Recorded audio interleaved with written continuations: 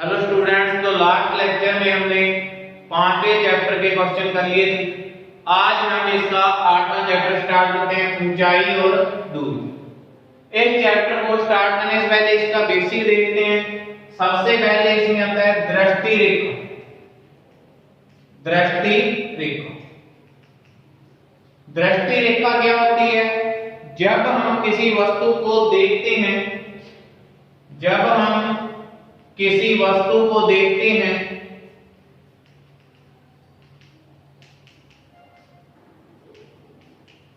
तो वस्तु और आंख,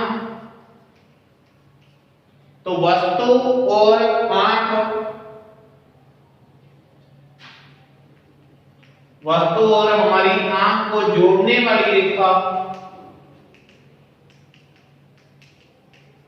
दृष्टि रेखा कहलाती है। क्या कहलाती है? दृष्टि। जब हम किसी वस्तु को देखते हैं, ठीक है, तो हमारी आंख और उस वस्तु को जोड़ने वाली रेखा क्या कहलाती है? दृष्टि रेखा। जैसे मान लो यहां पर ये हमारा, यहां पर कोई प्रेक्षक खड़ा है, यहां पर कोई व्यक्ति है, ये वो अपनी आंख से यहां पर कोई वस्तु पड़ी है, ये मान लिया यहां पर कोई वस्तु, इस वस्तु को नाम दे दिया। तो इस वस्तु को जब वो आंख से यहां से देखता है तो हमारी आंख वह वस्तु को ये जोड़ने वाली जो रेखा है, यही क्या कहलाएगी? दृष्टि रेखा कहलाएगी। इसमें ओपी क्या हो जाएगी? दृष्टि रेखा। समझिए, दृष्टि रेखा क्या होगी? वस्तु, जब हम किसी वस्तु को देखते हैं तो हमारी आंख वह वस्तु को जोड़ने वाली रेखा क्या कहलाएगी? दृष्टि रेखा। अब बात आती है उन्नयन कोण। उन्नयन कोण क्या होगा? जब हम किसी वस्तु को नीचे से ऊपर की ओर देखते हैं, जब वस्तु क्या हो? हमारी आंख से ऊपर की ओर स्थित हो, उन्नयन कोण, उन्तास कोण या उन्नति कोण, ये सभी एक ही नाम है। उन्नयन कोण, उन्तास को भी बोल देते हैं इसको, या उन्नति कोण। तो ये क्या होता है? जब हम किसी वस्तु, जब वस्तु क्या है? हमारी आंख से ऊपर की तरफ, वस्तु कहां पर हो? आंख से ऊपर की तरफ हो, तो जो क्षैतिज रेखा है, क्षैतिज तल से ऊपर स्थित, तो मान लो ये यहां पर हमारा क्षैतिज तल है, यहां पर ये वस्तु पड़ी और ये यहां पर हम हमारी आंख से, यहां पे मान लो ये प्रेक्षक है, इस आंख से इस वस्तु को देख रहे हैं, तो ये जोड़ने वाली रेखा तो क्या होगी? दृष्टि रेखा। और जो ये कोण बनेगा, यही कोण क्या होगा? उन्नयन कोण। जब वस्तु कहां पर स्थित हो? क्षैतिज रेखा से ऊपर की ओर स्थित हो, यहां क्षैतिज तल से बोल दो, क्षैतिज तल से ऊपर की ओर स्थित हो। जब हम वस्तु को नीचे से ऊपर की ओर देखेंगे तो कौन सा कोण बनेगा? उन्नयन कोण। अब आता है अवनमन कोण। अवनमन कोण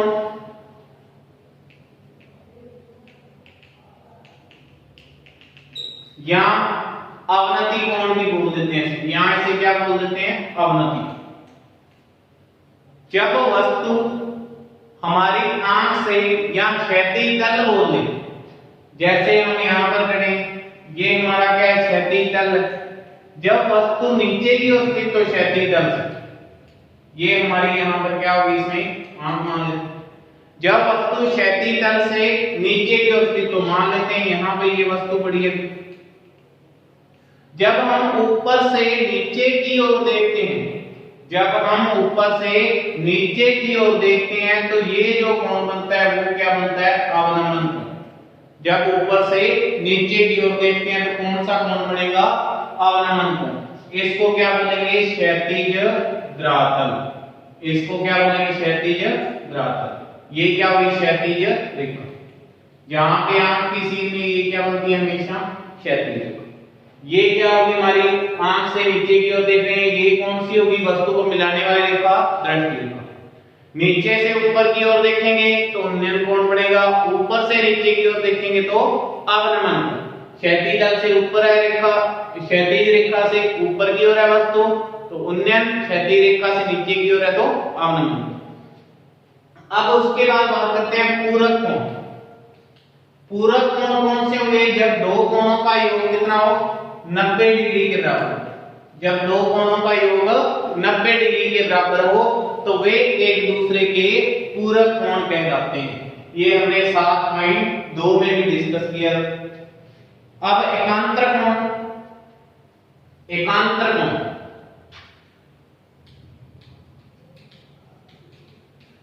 जब दो समांतर रेखाओं को, जब दो समांतर रेखाएं कौन सी होती है, जो कहीं भी एक दूसरे को काटती नहीं है, इनके मध्य में दूरी सदैव क्या रहती है, अंत तक समान रहती है।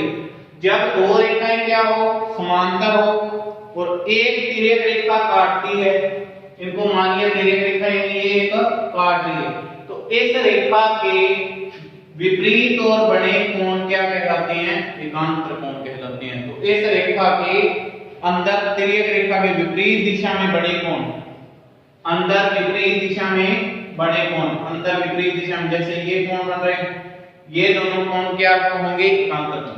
ये कोण इस कोण की क्या हुआ, एकांतर कोण।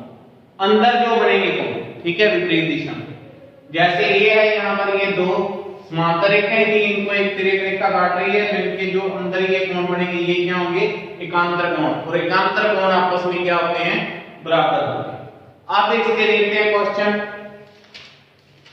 जैसे फर्स्ट क्वेश्चन ये है, एक ऊर्ध्वाधर खंभे की परछाई, एक खंभा है उसकी परछाई दे रखी है, खंभे की ऊंचाई के बराबर है। एक ऊर्ध्वाधर खंभे की परछाई उसकी ऊंचाई के बराबर है। तो मान लेते हैं, माना ये क्या है, ऊर्ध्वाधर खंभा है, इसको नाम दे दिया ए बी, इसको क्या नाम दे दिया, ए बी। जो ये आपको बताया वो ये आधार का कौन सा होता है, लंब क्या होता है और करण क्या होता है। करण क्या होता है,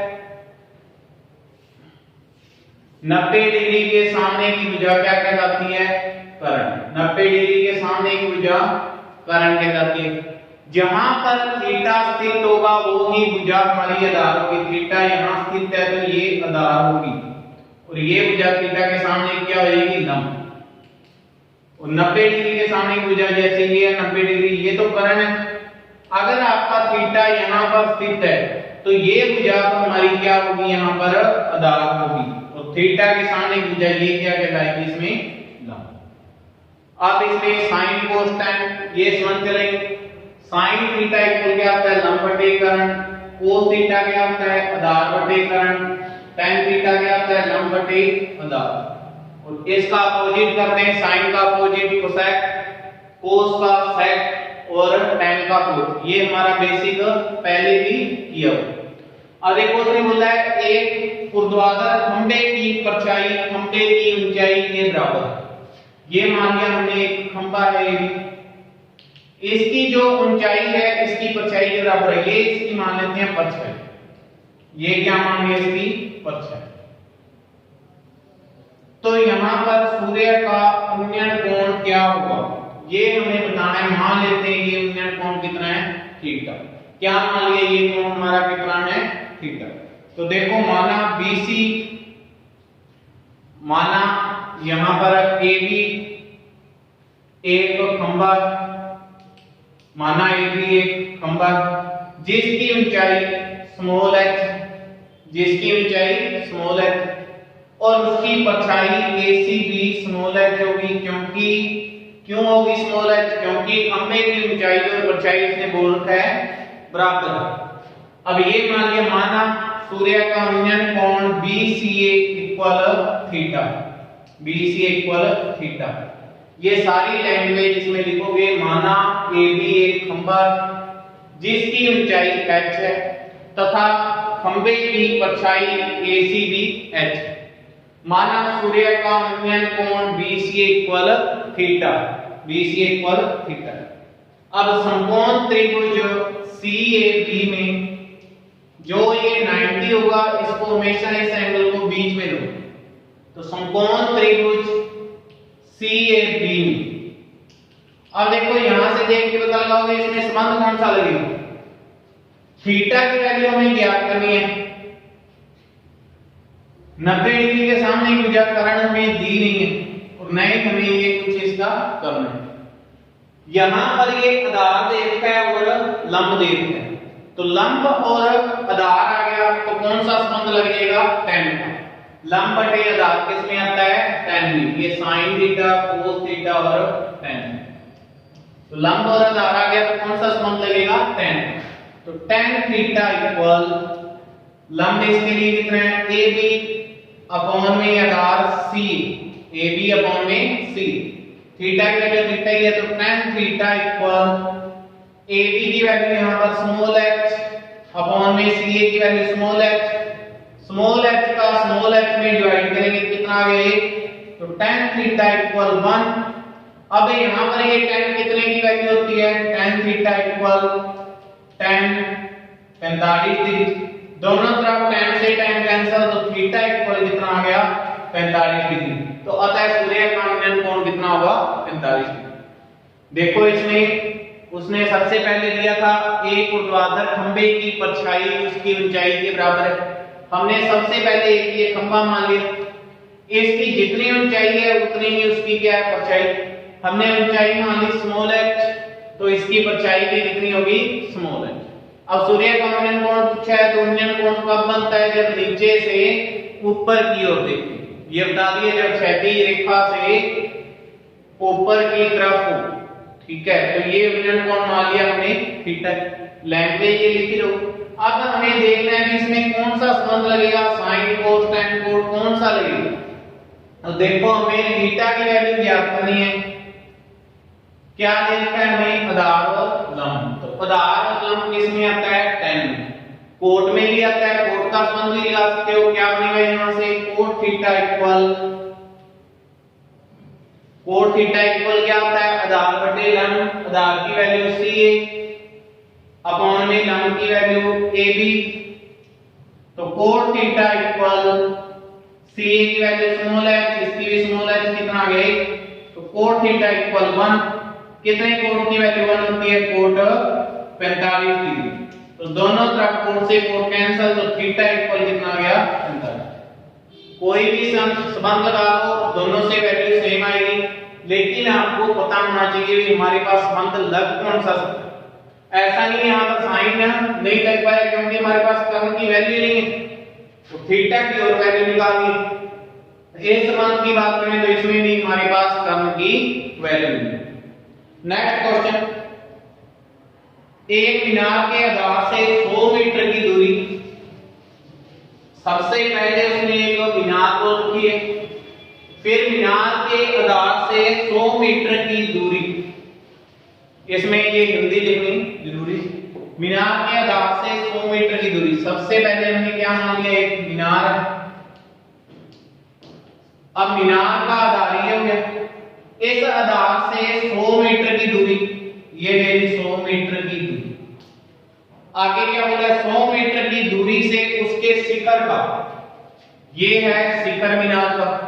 अब 100 मीटर की दूरी से उसके शिखर का उन्नयन कोण, नीचे से ऊपर की ओर देखेंगे, उन्नयन कोण 60 डिग्री है। उन्नयन कोण 60 डिग्री है।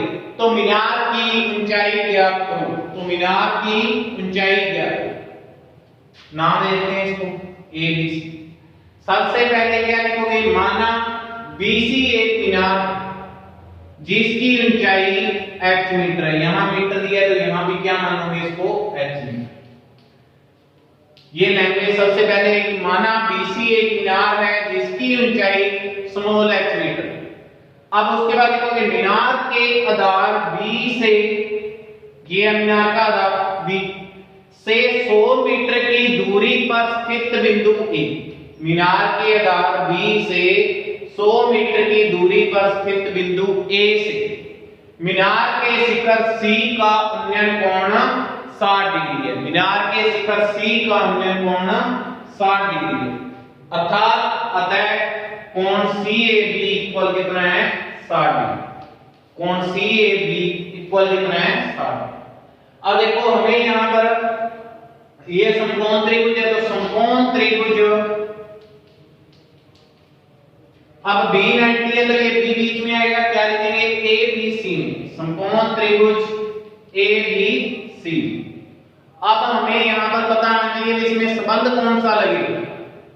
देखो हमें लंब की वैल्यू तो ज्ञात करनी है, लंब की वैल्यू ज्ञात करनी है, आधार की वैल्यू दे रखी है, थीटा की वैल्यू दे रखी है, लंब की वैल्यू ज्ञात करनी है, आधार की वैल्यू दे रखी है, थीटा की वैल्यू दे रखी है। तो लंब और आधार किस में आता है? tan थीटा में। तो कौन सा संबंध लगाओगे? tan। तो tan थीटा इक्वल लंब बटे आधार। इसके लिए इस त्रिभुज के लिए लंब कौन सा है? ये हो गया CD अपॉन में आधार है यहां पर AB, वैल्यू रख दो tan थीटा, थीटा की वैल्यू कितनी है? 60 डिग्री, tan 60 डिग्री इक्वल में CD, CD की वैल्यू कितनी है? स्मॉल h अपॉन में AB, AB की वैल्यू कितनी है? 100, tan 60 की वैल्यू कितनी होती है? √3 इक्वल में स्मॉल h अपॉन में 100। इसके बटा में कितना मान ले? मल्टीप्लाई करेंगे तो h into 1, h इक्वल में 100√3, कितनी आ गई? 100√3 में। यहां तक है तो यहां तक ही छोड़ दोगे, नहीं √3 की वैल्यू रखोगे, याद रखोगे √2 की वैल्यू क्या आती है? 1.414, √3 की वैल्यू क्या आती है? 1.732। अगर आगे और इसमें सोल्व करना है तो क्या कर दो, यहां पर √3 की वैल्यू रख दो, 100 into 1.732, तो कितना आएगा? दो संख्या आगे और बढ़ा दो, 0.20 रखो, 173.2 मीटर। लेकिन इसके ऑप्शन में ये दिया है यहां पर 100√3। तो क्या लिख दोगे? अतः मीनार की ऊंचाई 173.2 मीटर, यहां क्या लिख सकते हैं? 100√3 मीटर।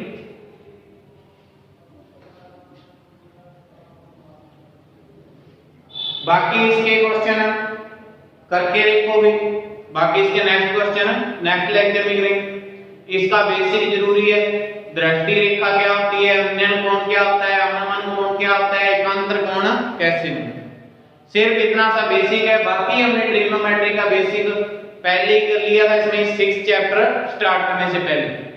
बाकी क्वेश्चन इसके नेक्स्ट लेक्चर